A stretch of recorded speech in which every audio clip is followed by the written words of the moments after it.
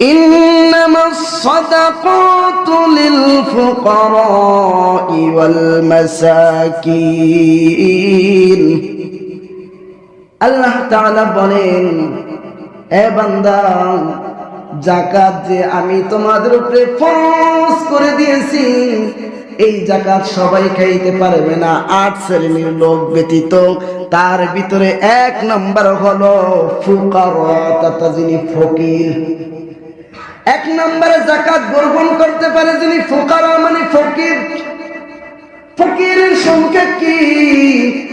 ফকির হলো ওই ব্যক্তি যার স্থাবর অস্থাবর কোনো সম্পত্তি নাই। ফকির তার কিছুই নাই, মানুষদের ধারে ধারে ভিক্ষা করে তিনি বেড়ায়, তার ভিক্ষাই তার মূল উৎস।